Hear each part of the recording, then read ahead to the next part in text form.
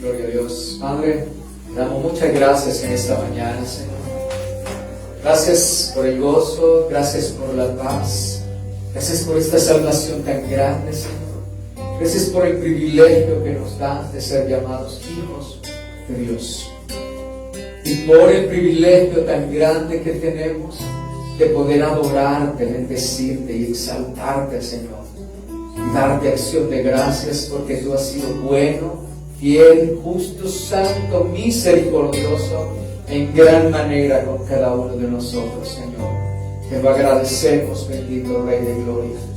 Señor, tú prometiste que tú enseñarías a tu pueblo, que enviarías el Espíritu Santo para que alumbrara el entendimiento y nos enseñara y nos mostrara a Cristo el Salvador, Señor. Revélanos a Cristo, muéstranos a Cristo, Señor, y háblanos en esta mañana a lo profundo de nuestro ser, a nuestro corazón. Derriba todo impedimento que haya en la mente, en el corazón y en el exterior, Señor, que impida que tu palabra llegue al corazón, que tu palabra haga efecto en nuestras vidas y podamos ser transformados, podamos ser edificados, purificados, entendidos, sabios y hacedores de tu palabra, Señor. Te lo pedimos en esta mañana, que nos hables y que uses, Señor, esta vasija de barro que tienes delante de ti, Señor. No sean mis palabras ni mi sabiduría, sea tu palabra viva y eficaz que no vuelve vacía. Sean las palabras del cielo, Señor. Sean las palabras de poder que dan vida y vida abundante, poderoso Dios. Y abre el entendimiento e ilumínanos en Cristo Jesús. Te lo pedimos y te damos muchas gracias. Amén y amén. Gloria al Señor. Pueden ahora sí sentarse, mis amados. Continuamos con la exposición del Santo Evangelio de San Juan. Vamos en el capítulo 2. Hicimos la primera parte del versículo 13 al 22. Hemos hecho la primera parte y voy a leer aquí, ustedes pueden estar sentados. Y luego con la bendición del Padre, del Hijo y de su Santo Espíritu, para la gloria del Señor y nuestra edificación, San Juan capítulo 2, versículo 13 hasta el 25. Síganme ustedes ahí. Gloria al Señor, espero que todos estén ubicados en el Santo Evangelio de San Juan, capítulo 2, versículo 13.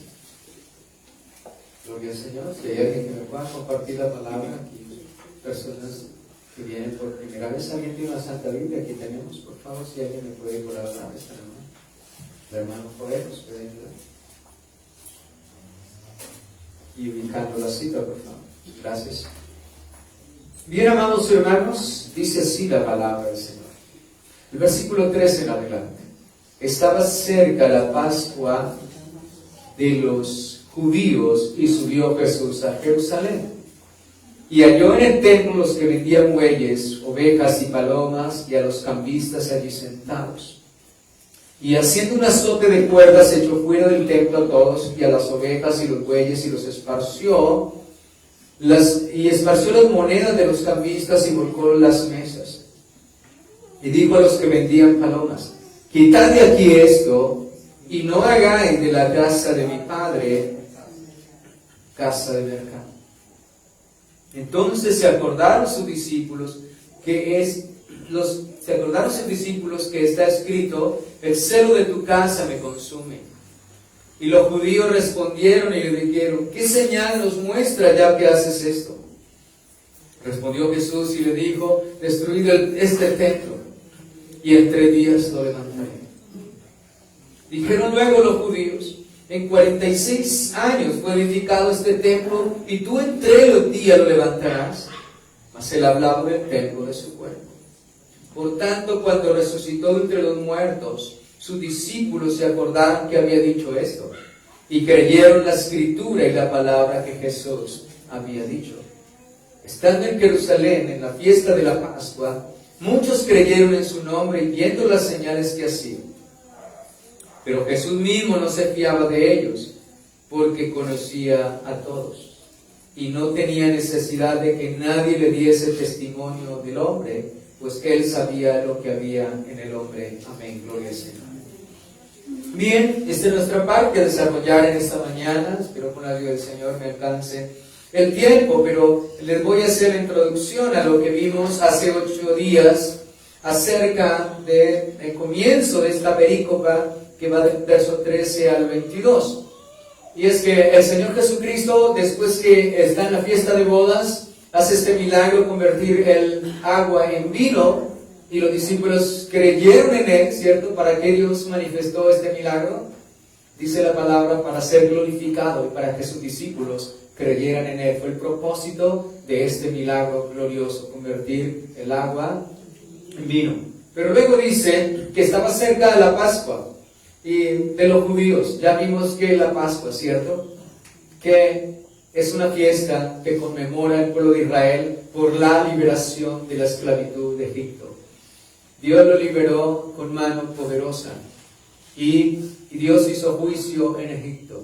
Todo primogénito moría, pero Dios le mandó a su pueblo hebreo que estaba en Egipto que sacrificara un cordero en la familia, en las casas, y su sangre la esparciría en las puertas de hoteles.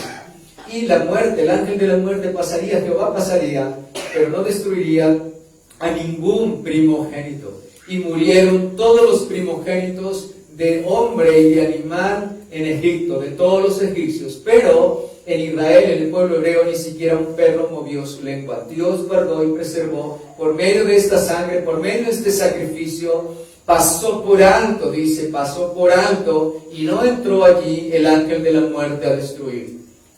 Entonces Dios ha librado a su pueblo y lo ha sacado por medio también de un sacrificio. Cristo, Dios el Padre, ha librado a su pueblo y nos ha librado por medio de un sacrificio, por medio del derramamiento de sangre, la sangre de su Hijo Jesucristo. Por ese sacrificio, Dios el Padre ha pasado por alto nuestros pecados, pero ha cobrado ¿en quién? En su Hijo Jesucristo.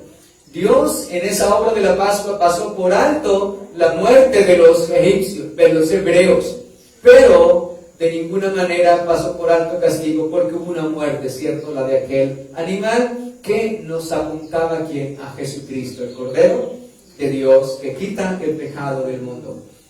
Bien, ellos celebraban esta Pascua y Jesús va a observar también a celebrar esta Pascua en Jerusalén. Y allí se encuentra que el templo estaba lleno de vendedores de bueyes, de vacas, de ovejas y de cambistas, y habían convertido el templo del Señor. Ya no se oían las alabanzas, la adoración, la exaltación al Señor, sino se oían todos estos sonidos que emitían los animales y todos estos hombres cambistas. Ustedes pueden imaginarse, ustedes han ido a una plaza de mercado, ¿cierto? Donde la gente grita, donde la gente expone todo su mercado. Hermanos, en esto se había convertido el templo de adoración. ¿Y qué es lo que vemos allí? Que Jesús, indignado, siente indignación. ¿Por qué? Porque donde se tenía que glorificar y exaltar y honrar al Señor, esa honra está opacándose, y Él como Hijo de Dios y como Dios, como la deidad, como la segunda persona, no puede permitir esto. ¿Y qué hace? Cristo, al hacer esas cuerdas y azotar y sacarlos a todos, nos muestra su celo por su casa, por la santidad, su celo por la justicia, su celo por la pureza. El Señor, al sacarlos, está purificando el templo. Entonces lo que vemos aquí es eso, el celo del Señor por su casa. Ese celo por su casa significa el celo por la pureza, el celo por la santidad, el celo por la justicia. Estos hombres religiosos lo habían convertido en una empresa, en una fuente de ganancia, como muchos han convertido hoy el Evangelio en el Evangelio de la prosperidad, el Evangelio como una fuente de ganancia, y eso estudiábamos, eso ya lo desarrollamos.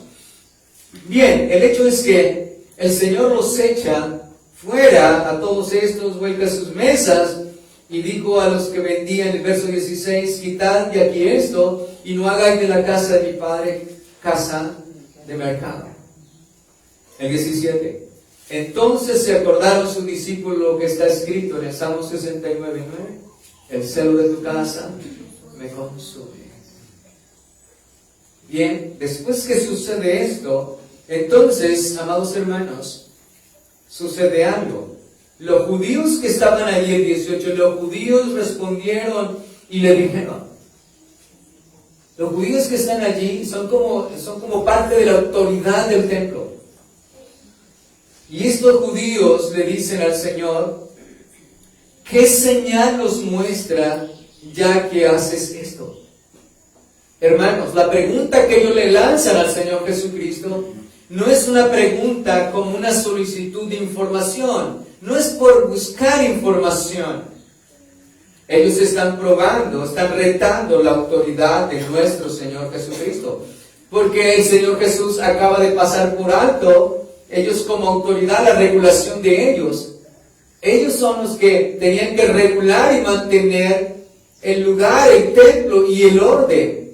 Pero ellos mismos eran quienes permitían y habían convertido la casa del Señor en una casa o plaza de mercado. Ahora bien, ellos le piden una señal al Señor Jesucristo como prueba de esta autoridad, como demostración. Bien, hay un hecho muy importante, y es que los judíos, el pueblo siempre le pedía al Señor señales, muéstranos. Más la Escritura nos dice que esta generación también pide señales. Le pedían señales, pero esa solicitud de esa señal, porque le dicen allí, el versículo dice, ¿qué señal nos muestra ya que haces qué? ¿Qué es la señal? ¿Qué es lo que nos está mostrando? ¿Qué señal nos muestra? Hermanos, vamos a ir a San Juan, capítulo 12, versículo 37.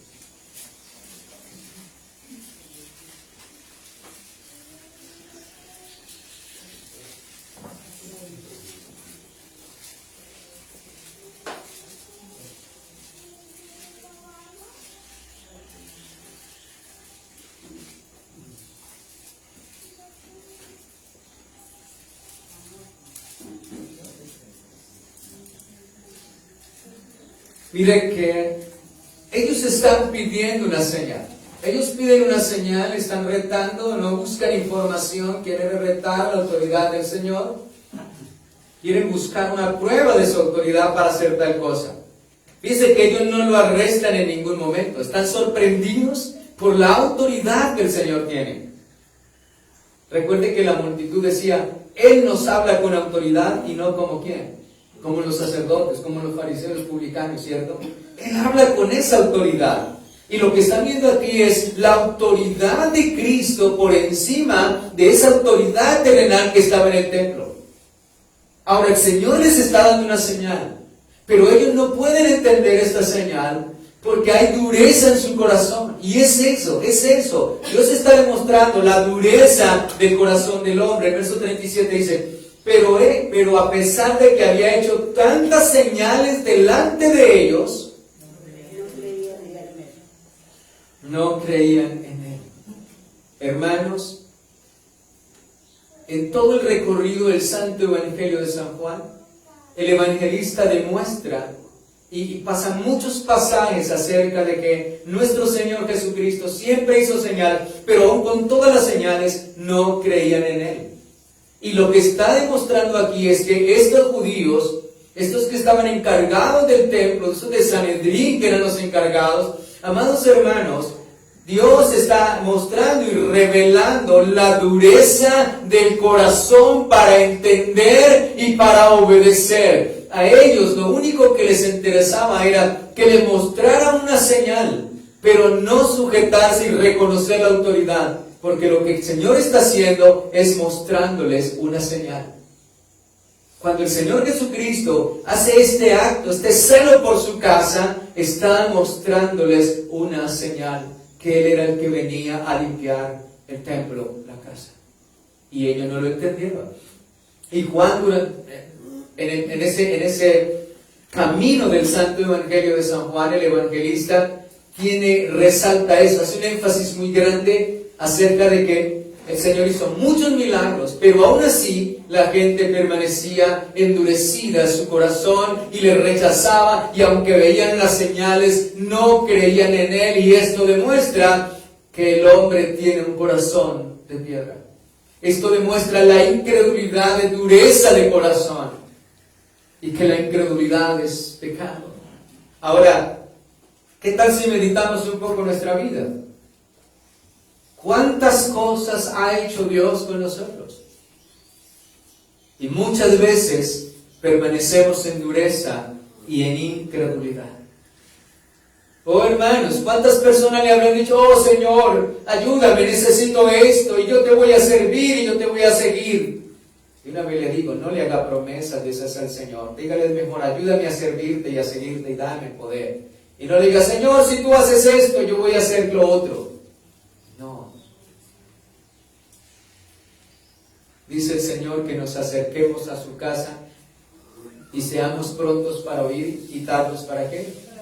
Para hablar. Acércate más para oír que para pronunciar y que nunca vayas a qué? A cumplir, dice la palabra.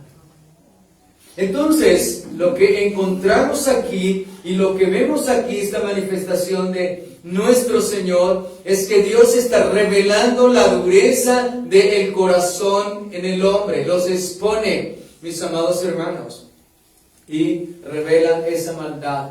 Ellos eran corruptos, estaban haciendo una obra corrupta, perversa en el templo.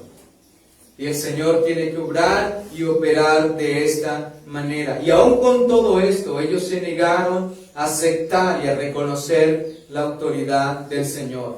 Ahora, volviendo, dice aquí, pero a pesar de que había hecho tantas señales delante de ellos, no creían en Él. 38, para que se cumpliese la palabra del profeta Isaías que dijo, Señor, ¿quién ha creído nuestro anuncio? ¿Y a quién se ha revelado el brazo del Señor? Por esto no podían creer, porque también dijo Isaías, cegó los ojos de ellos y endureció su corazón, para que no vean con los ojos y entiendan con el corazón y se conviertan y los sanen. Hermanos, el Señor está demostrando aquí, se está cumpliendo la profecía.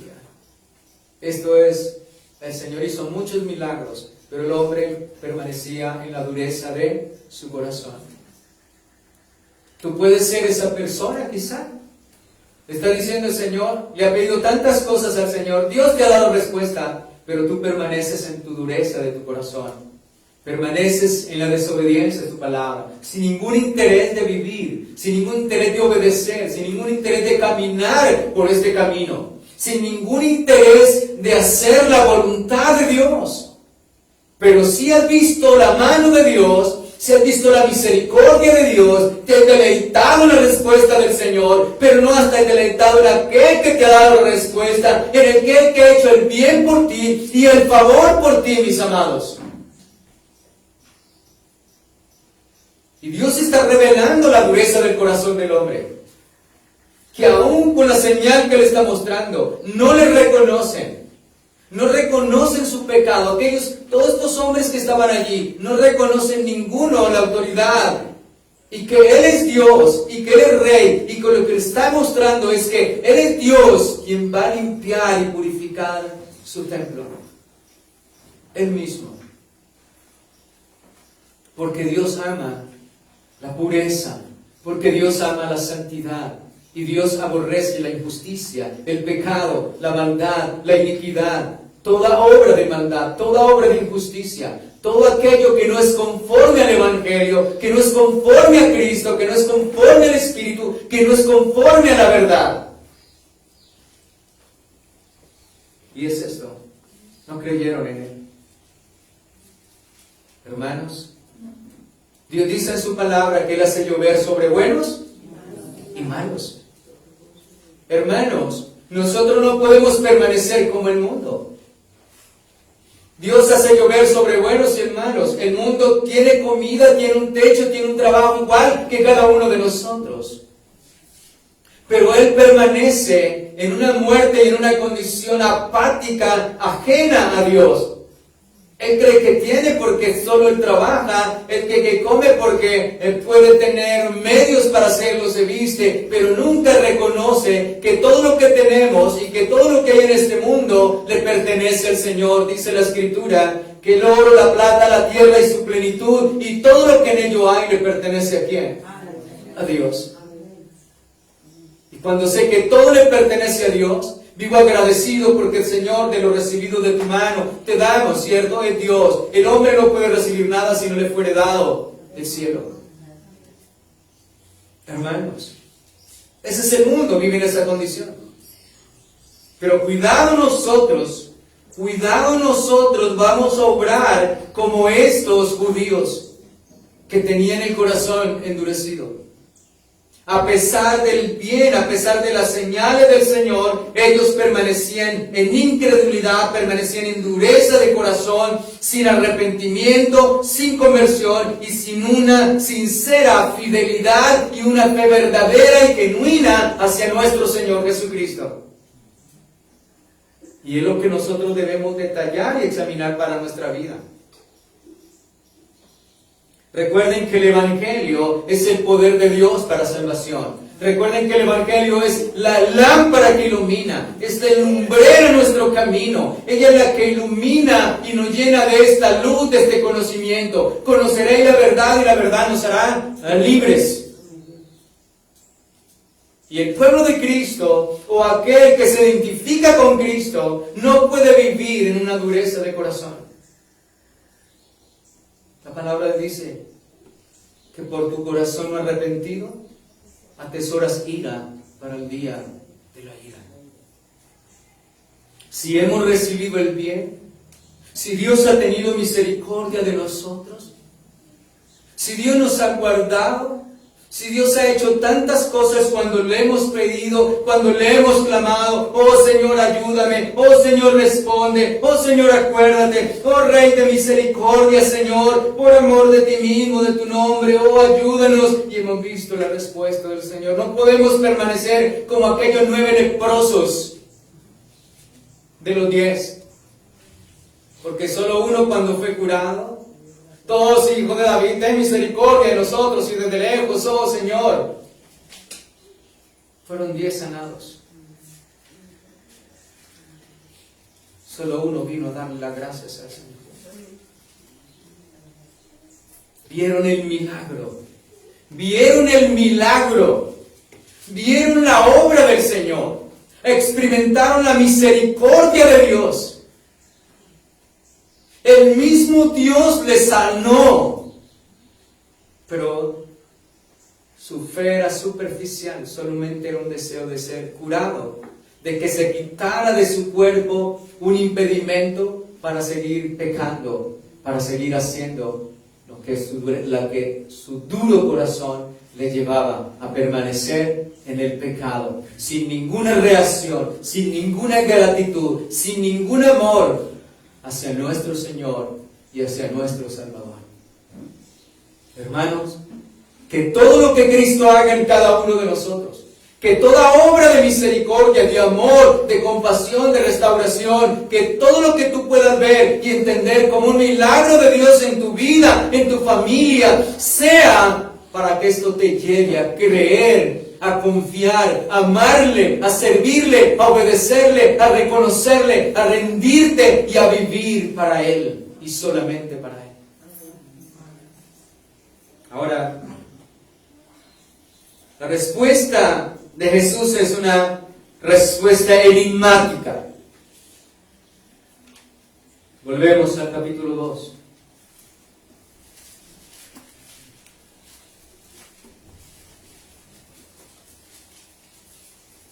Y la respuesta es muy enigmática para ellos.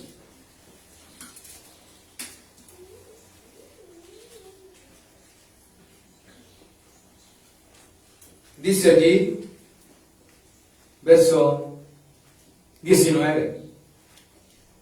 Ellos le hacen la pregunta, pero la respuesta del Señor es una respuesta bien enigmática. Para ellos, respondió Jesús y les dijo: destruid el templo y en 3 días lo levantaré. Hermanos, esta verdad estaba velada para ellos. Él les dice, la respuesta es: destruid ¿qué? Este templo. Y en 3 días lo levantaré. Gloria al Señor. hay algo que también Juan denota y hace mucho énfasis en ello. Y es como la verdad estaba velada para estos judíos. Ellos no entienden. El verso 20, la respuesta de ellos es un asombro. En 46 años fue edificado este templo y tú en 3 días lo levantarás. Hermanos, esto hace parte también de la dureza ¿de qué? Del corazón. La dureza del corazón, la ceguera por el pecado, el rechazo hacia la autoridad de Cristo, el no reconocer, el no entender esta señal que el Señor estaba haciendo cuando limpia el templo, purifica el templo. Vamos a mirar a San Mateo capítulo 13. San Mateo 13.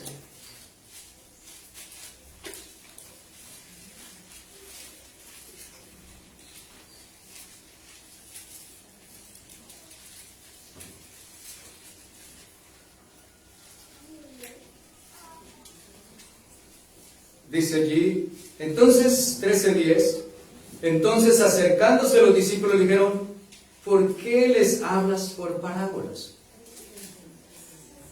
Hermanos, el Señor Jesucristo le está diciendo, ustedes destruyen este templo y yo en 3 días lo que le voy a edificar. Pero la respuesta de ellos es, ¿cómo así? 46 años y en 3 días lo vas a edificar. Es más, el tiempo de nuestro Señor Jesucristo, cuando Salomón construyó el templo, la obra fue plena construida. Pero luego vino la invasión babilónica y ellos estuvieron en el exilio y cuando eso el templo quedó destruido. Luego viene Esdras y Nehemías y la reconstrucción del templo, pero no quedó totalmente. Aún en los tiempos de Jesús faltaron todavía. Y ellos dicen, ¿pero cómo? 46 años le costó a Salomón. Y tú lo vas a destruir. Él dice, lo destruiré y lo vas a edificar en 3 días. Gloria al Señor. Bien, permanecen ellos todavía ¿en qué? En incredulidad. No pueden entender, ¿por qué? Porque Dios está hablando de tal manera, ellos por su dureza, su corazón no arrepentido, la incredulidad, el no reconocimiento a Jesús como el Hijo de Dios le lleva a entender y a percibir y a no poder comprender que Él es el Salvador y le está hablando de su propio cuerpo, de lo que pasaría. Bien, mis amados hermanos, esta es la imposibilidad de los incrédulos poder entender el mensaje también del Evangelio, por la dureza de sus corazones. Y esto lo trata Juan a lo largo del Evangelio. Juan demuestra la incredulidad del hombre para aceptar el mensaje de Jesucristo. Aún a pesar de todos los milagros y señales que el Señor hizo, no todos creyeron en Él. Solo los que estaban ordenados para vida eterna. Gloria al Señor. Bien, en la respuesta de estas autoridades, bueno, ¿cómo es esto? ¿Cómo así? Están atónitos. Bien, amados hermanos, dice la Escritura, volvemos a Juan.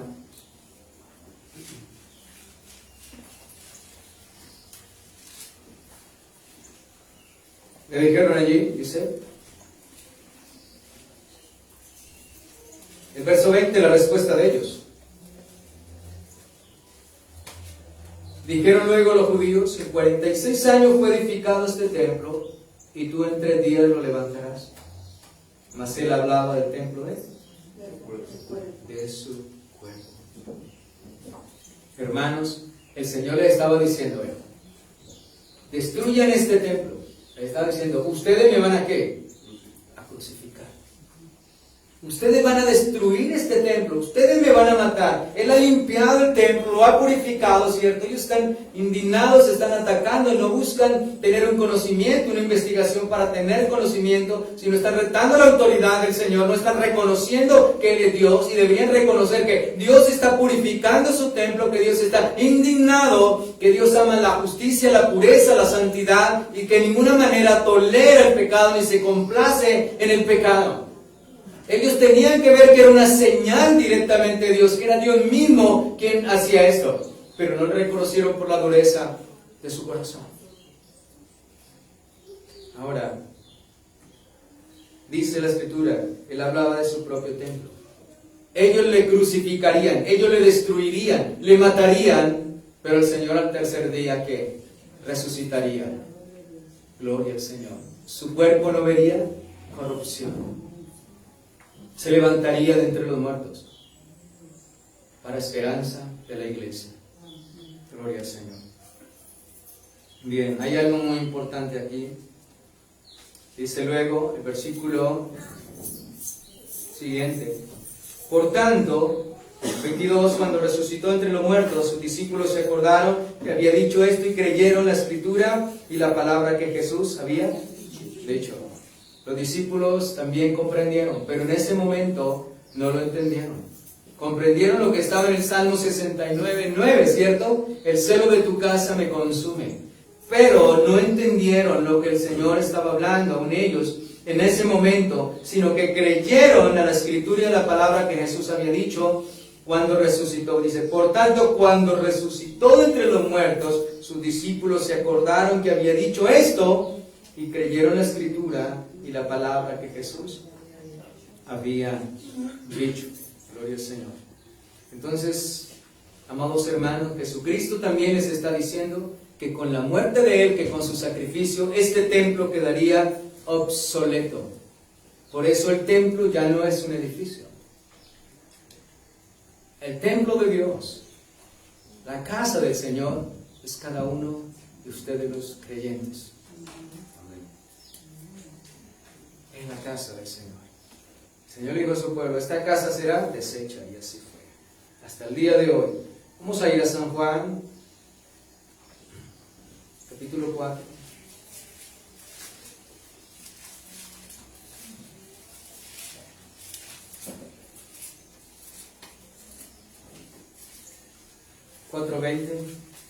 Y miremos que el Señor está dando ya por desierta esta casa. El templo ya es obsoleto, dice el versículo capítulo 4 de San Juan, verso 20. Vamos desde el 19. Está hablando con la samaritana y en ese diálogo la mujer le dice, Señor, me parece que tú eres profeta. Dice, nuestros padres adoraron en este monte y vosotros decís que en Jerusalén es el lugar donde se debe adorar. O sea, en Jerusalén estaba el templo. Jesús le dijo, mujer, créeme, que la hora viene cuando ni en este monte ni en Jerusalén adoraréis al Padre. Vosotros adoráis lo que no sabéis, nosotros adoramos lo que sabemos, porque la salvación viene de los judíos. Mas la hora viene y ahora es cuando los verdaderos adoradores adorarán al Padre en espíritu y en verdad, porque también el Padre, tales adoradores buscan que le adoren. Entonces el Señor Jesucristo dice, ya no será ni en Jerusalén, ¿cierto? Le dice, la respuesta es, viene la hora que ni en este monte ni en Jerusalén adoraréis, ¿cierto? En ningún lado. Sino que los verdaderos adoradores me adorarán ¿en qué? En espíritu y en verdad. Porque el Señor vendría y haría morada en cada uno de nosotros y nos haría templo del Espíritu Santo, templo de Dios. Esta es una casa de oración, esto es un lugar de reunión, pero este no es el templo, estas paredes no es el templo de Dios. El templo es cada uno de nosotros. Por eso debemos ser santos, amar la santidad, amar la pureza, como el Señor limpió y purificó aquel templo físico, dándonos una enseñanza también de que Él no se complace en la injusticia, ni en el pecado, ni en la impureza. Debemos ser santos porque Él es santo. Y sed santos en toda vuestra manera de vivir. pureza del templo, hermanos. Nosotros somos templo de Dios, templo del Espíritu Santo, y debemos vivir por eso en santidad, en pureza. El creyente verdadero no quiere ninguna impureza en la casa del Señor. Él por ende aborrece el pecado, está lejos de todo lo que pueda contaminar, está lejos de toda atracción del mundo, aborrece todas las obras pecaminosas, todas las obras injustas, todas las obras de maldad, todo lo que Dios aborrece. La Escritura dice que la santidad conviene a tu casa. La casa del Señor, que somos nosotros, ha de ser santa. Santa. Entonces el Señor está dando por obsoleto ya aquel templo y dice, los verdaderos adoradores adorarán en espíritu y en verdad. Donde quiera que estemos, nos arrodillamos y buscamos el rostro y la presencia del Señor. Pero este es el lugar que Dios nos ha concedido, este recinto, esta casa de oración, donde nos reunimos para orar, para alabar y para ser instruidos y edificados en Cristo Jesús. Pero el templo eres tú. Gloria al Señor. Porque el Señor ya dice que Él no habita en casas hechas de barro, sino Él habita en la casa que Él ha hecho, lo que ha hecho en cada uno de nosotros. En esta casa, dice la palabra del Señor. Bien, más amados hermanos, vamos también, el 1 Corintios 3:16.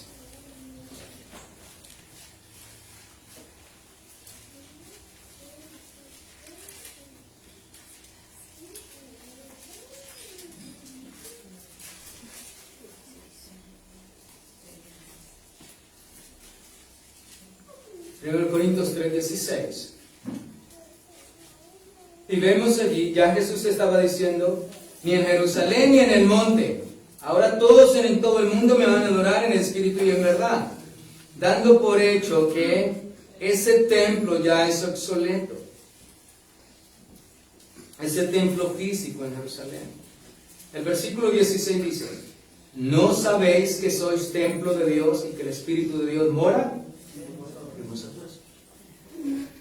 Entonces, aquí hay un reconocimiento que este cuerpo es un templo de Dios, es una morada para Dios, donde Él mora en el creyente. La Escritura dice, desde el día que creíste fuiste sellados con el Espíritu de la promesa, con el Espíritu Santo. Ahora dice, y si alguno destruyera el templo de Dios, ¿Dios le destruirá qué? Porque el templo de Dios, el cual sois vosotros, santo es. Escucha bien, el templo santo ¿qué es?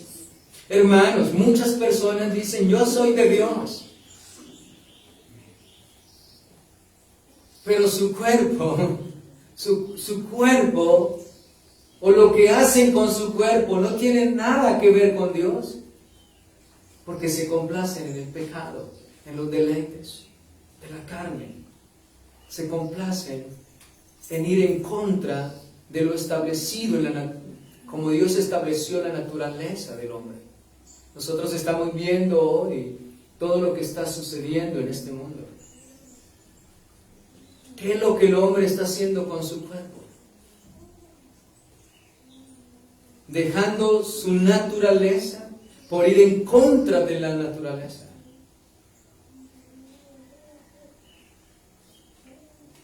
Ahora, Dios está diciendo a la iglesia, ustedes son el templo de Dios, porque en ustedes está el Espíritu Santo de Dios, porque el Espíritu de Dios mora en vosotros. Y si alguno destruye el templo de Dios, Dios le destruirá. Si alguno destruye su cuerpo, Dios le destruirá. Nosotros no somos amadores de sí mismos, pero sí cuidamos el cuerpo porque es templo del Espíritu Santo. Escuche, cuidar el cuerpo no es modificarlo como muchos modifican su cuerpo. Le hacen modificaciones. Cuidar el cuerpo no es vivir de la vanidad. No. Debemos sustentar, cuidar nuestro cuerpo. Tratarlo bien, alimentarlo bien. Con todo lo sano y saludable. Porque es un templo del Espíritu Santo de Dios. Si alguno destruye el templo, ¿Dios qué? ¿Le destruirá a quién? A él. Escucha bien. Dios le va a ¿qué? A destruir. Dios le va a destruir a él, porque el templo de Dios, el cual sois vosotros santo, es mi cuerpo de ser santo. Nuestro cuerpo de ser santo, mis amados hermanos. Entonces Jesucristo está dando por hecho que ese templo físico ha perdido su validez, ha dejado de ser ese lugar de adoración y que ahora Él va a habitar y va a morar en el creyente, que es el verdadero templo de Dios. Que Él habitaré, dice el Señor, y habitaré entre vosotros y andaré entre vosotros, yo seré vuestro Padre, yo seré vuestro Dios, y ustedes serán mis hijos. Y habitaré en medio de ustedes. El Señor estaría en medio de nosotros. En ese templo la gloria del Señor, Dios se manifestaba allí. Pero ahora la gloria del Señor se va a manifestar en cada vida, en cada corazón. Segunda de Corintios 6:16.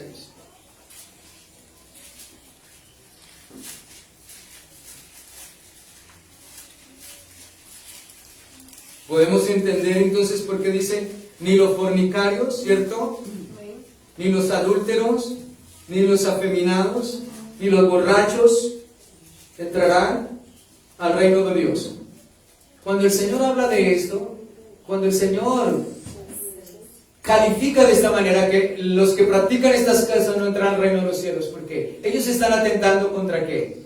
Contra su propio ¿qué? Cuerpo.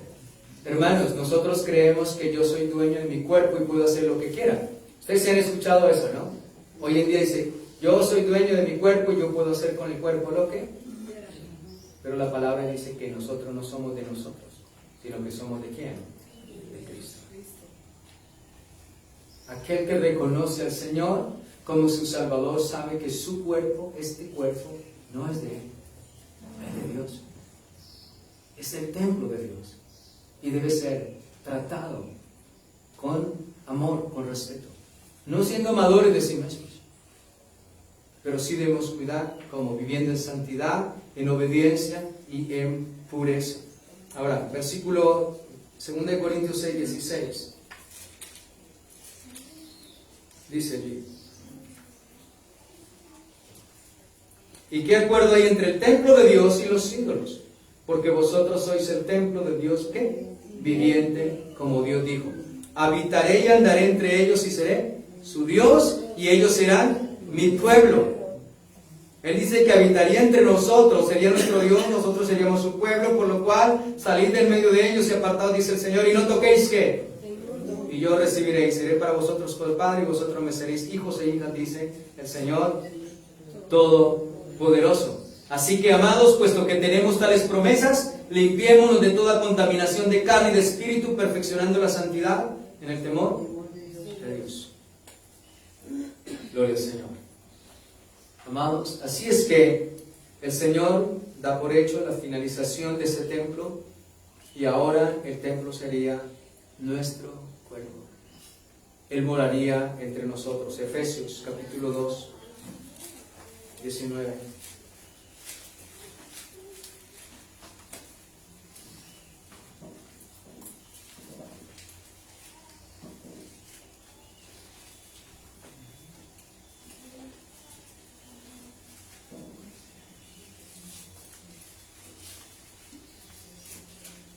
Verso 20, perdón. Dice, edificados sobre el fundamento de los apóstoles y profetas, siendo la principal piedra del ángulo Jesucristo mismo, en quien todo el edificio bien coordinado va creciendo para ser un templo santo en el Señor, en quien vosotros también sois juntamente edificados para morada de Dios en el Espíritu. Somos un templo santo, toda la iglesia también es un templo santo, cada uno de nosotros es una morada del Espíritu Santo de Dios.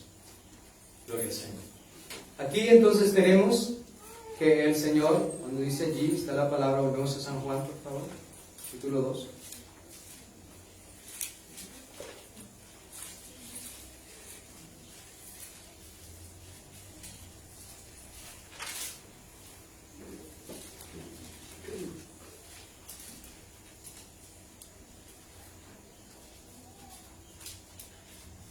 Entonces el Señor da el entendimiento cuando habla de su resurrección, de su muerte y su resurrección, pero también nos lleva la palabra a entender y comprender que el templo del que el Señor habla, el templo es el cuerpo, y que ahora nosotros también seríamos templo y morada del Espíritu Santo de Dios.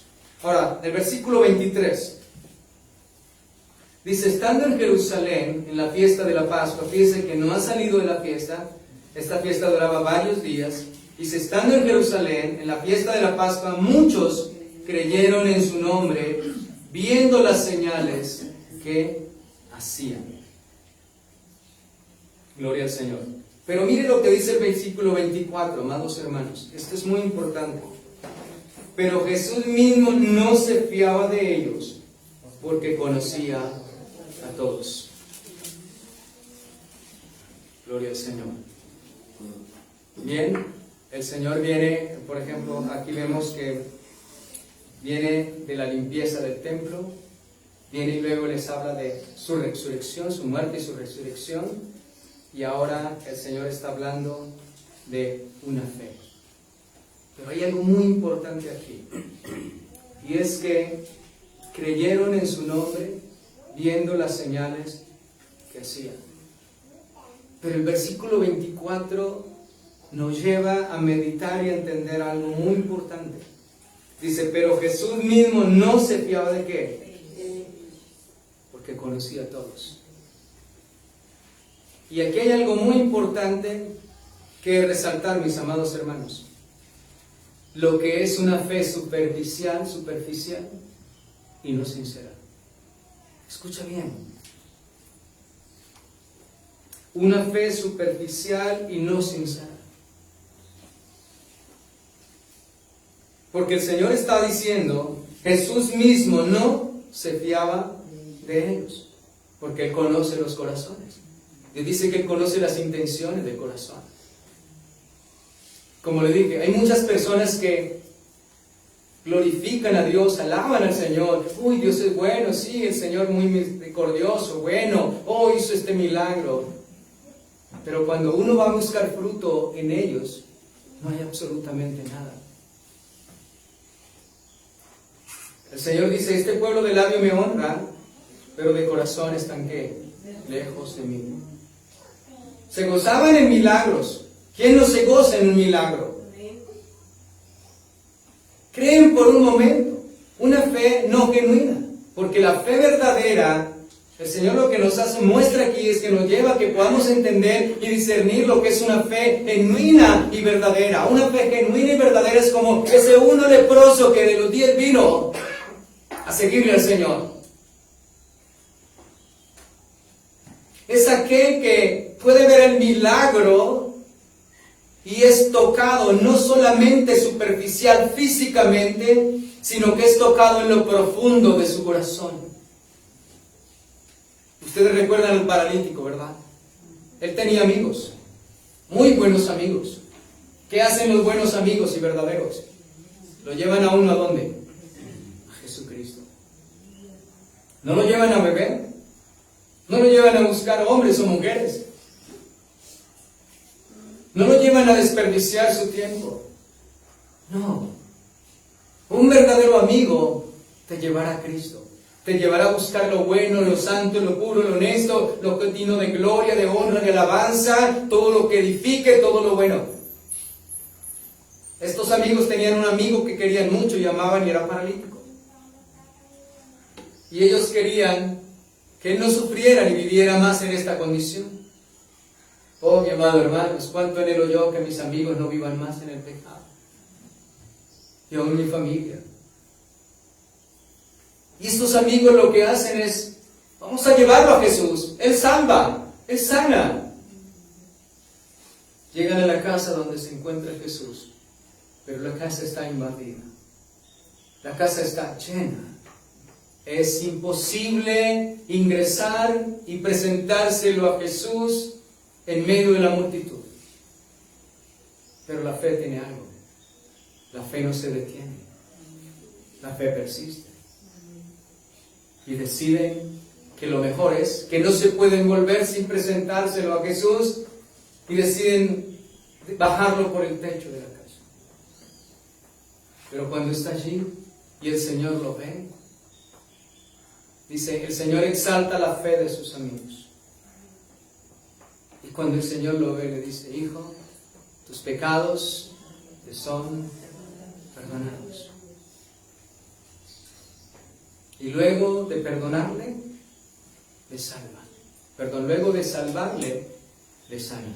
Primero le dijo, hijo, tus pecados te son perdonados. Y luego sí le dice, levántate y anda. Hermanos, la fe genuina y verdadera nos convierte y nos sana.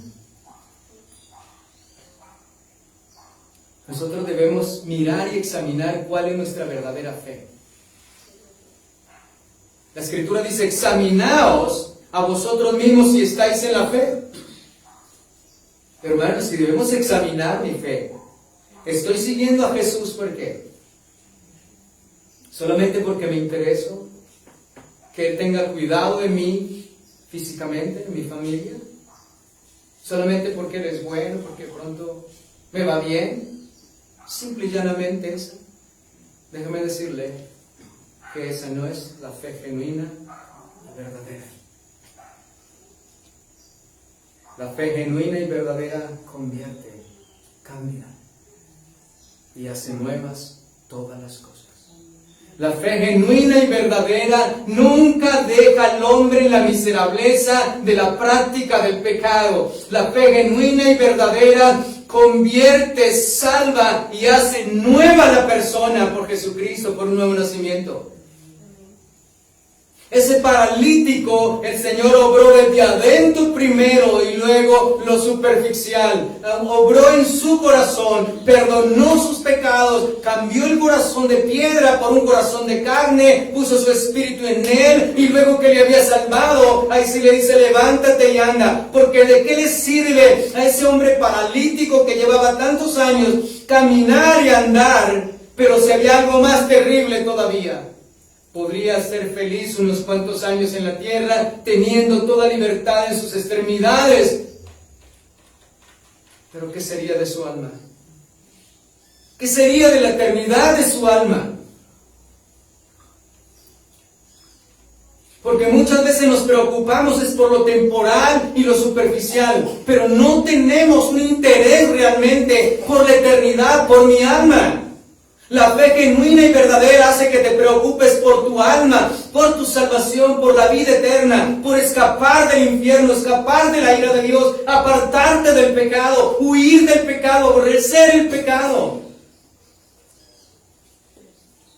Amados, el Señor dice que no se fiaba, porque conocía los pensamientos de ellos.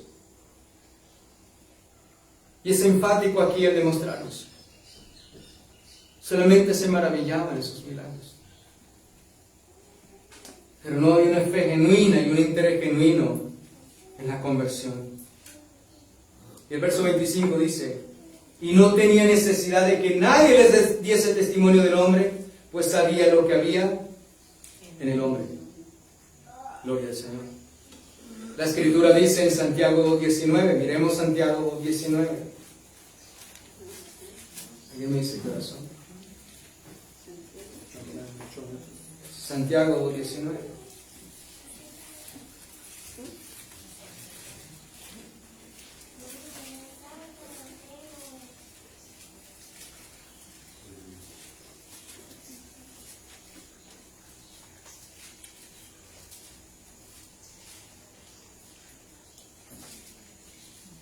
Dice, ¿tú crees que Dios es uno? Escucha bien, ¿tú crees que Dios es uno? Dice allí. ¿Bien haces? Sí. ¿Bien haces? ¿También qué? También los demonios creen y tiemblan. Escucha bien esto. Los demonios creen y tiemblan.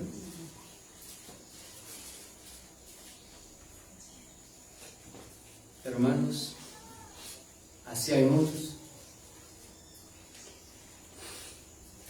Pueden haber muchos que creen y tiemblan por un rato, pero no hay una conversión. ¿Siguen siendo qué? Demonios. Siguen siendo demonios, ejecutadores de toda obra mala y perversa, de toda obra del diablo, su gobernante.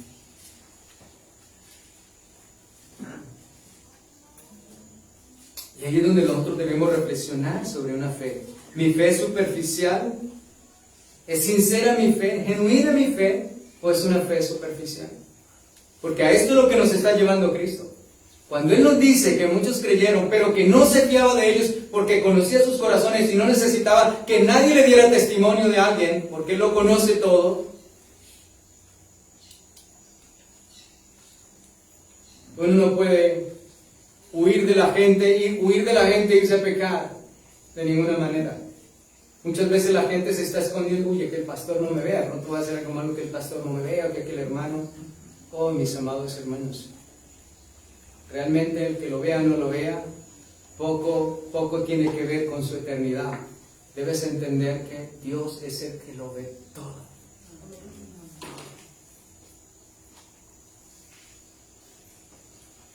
Si no estás con tu esposa, sabes que el Señor está a tu lado y es más peligroso que tener a tu esposa a tu lado. Mi esposa no me manda al infierno, pero el Señor sí. Tiene poder para destruir el cuerpo y el alma en el infierno. Si tu esposa no está a tu lado, eso no es lo peligroso. Que esté ahí no es lo peligroso. Que esté Dios a tu lado es realmente peligroso. Digo en el sentido peligroso, no que sea malo, sino que Él es el que lo ve todo y lo sabe todo. Podemos ocultarnos del hombre, pero no nos podemos esconder de Dios. ¿Ustedes recuerdan a Adán, cierto? Adán cómo se escondía, ¿cierto? Y se cubrió con hojas. Y el Señor cuando lo llama, ¿qué le dice? Es lo que has hecho, ¿cierto? Dios le descubrió todo. Dios lo sabía todo. El hombre puede tratar de cubrirse, pero delante de Dios está desnudo. Ahora, el Señor está diciendo de esta manera, y vamos a, ya para resumir lo que acabamos de ver en esta mañana. Primero, pues que Dios conoce todos los hombres, lo sabe todo, para Él no hay nada que sea escondido, realmente, absolutamente nada. Ahora, para resumir esto y para que tengamos memoria de lo que hemos visto, hay tres cosas importantes que me gustaría que usted le quedaran en esta mañana, aparte de lo que el Señor nos ha hablado. Y es que estos pasajes nos resaltan la deidad de Cristo. Él limpió el templo con un celo mesiánico. Él era el que limpiaría y purificaría nuestras vidas, nuestros corazones. Él predijo su propia resurrección como Dios. Él predijo que Él levantaría el templo en 3 días. O sea, estaba dando la predicción de la resurrección de su propio cuerpo como Dios. Y también, como Dios, conocía los corazones de todos los hombres. Entonces, estos 3 relatos, mis amados hermanos, también nos ayudan a entender como el proceso de la salvación. En la primera escena, que recuerde que vimos cuál fue la primera escena, la limpieza de quién, del templo, la purificación del templo. Escucha bien, es muy importante porque estos detalles marcan mucho la vida en cuanto a la salvación en la vida eterna, lo que el Señor quiere enseñarnos a través de ello. Y es que muestra gráficamente el odio, cuando el Señor purifica el templo, Él muestra gráficamente el odio que Él tiene hacia el pecado y la impureza. Escucha, Dios aborrece, abomina el pecado y la impureza. Tú puedes, ay, Dios me ama, Dios es amor, y usted está viviendo en pecado. ¿Cómo vive el mundo engañado? Por eso el Señor dice que Él nos sacó del engaño, que nos reveló la verdad y la verdad nos hizo libre. ¿Libre de qué? Del engaño. Hermanos, entonces Él muestra gráficamente al azotar y echar fuera derribar las mesas y echar fuera todos esos animales y todos los que vendían allí, que el Señor tiene problema con el pecado y la impureza. Y la segunda escena es, y que Él es el que limpia y Él es el que purifica. Y en la segunda escena tenemos la explicación de la resurrección de Jesús, que revela que Dios da nueva vida en Cristo Jesús por la resurrección. Romanos 4:25.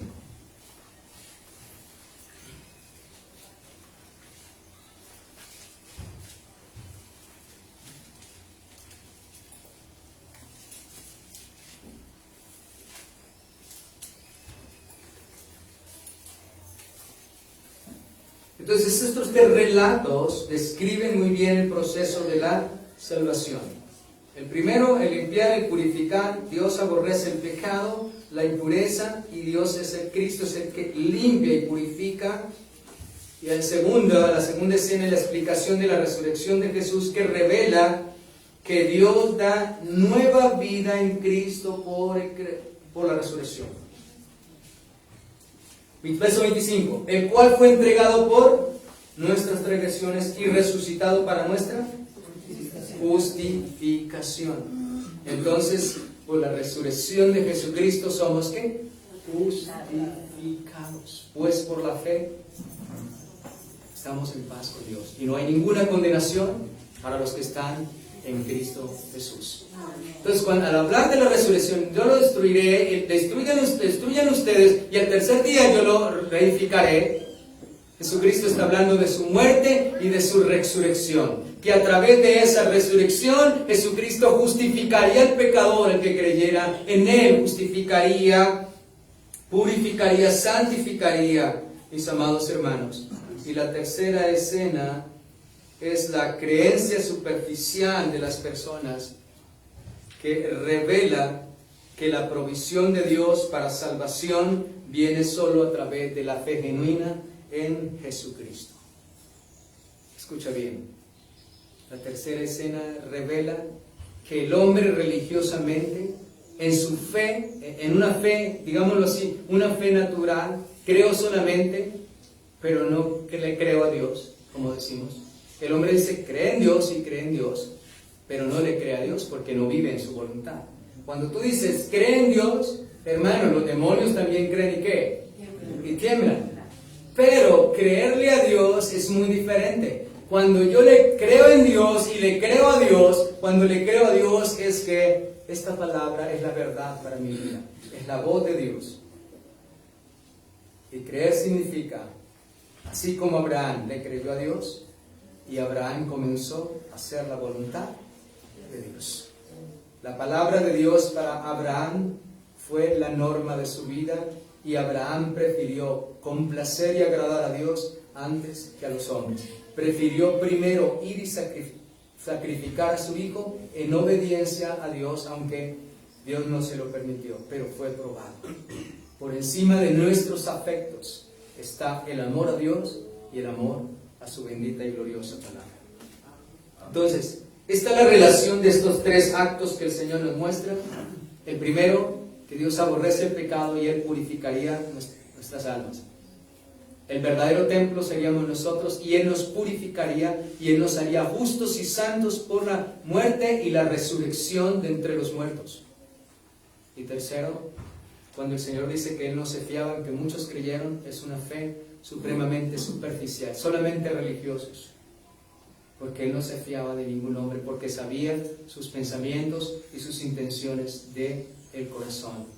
Y Dios nos muestra que solamente es a través de la fe en su Hijo Jesucristo, en la fe genuina y verdadera, y que tenemos que nosotros mirar y examinarnos si verdaderamente estamos en la fe. Dice el apóstol Pablo, examinaos a vosotros si estáis en la fe. ¿Alguien me quiere recordar si es en Romanos o en Corintios? ¿Alguien me recuerda? Examinaos. ¿Alguien tiene la concordancia allí, por favor?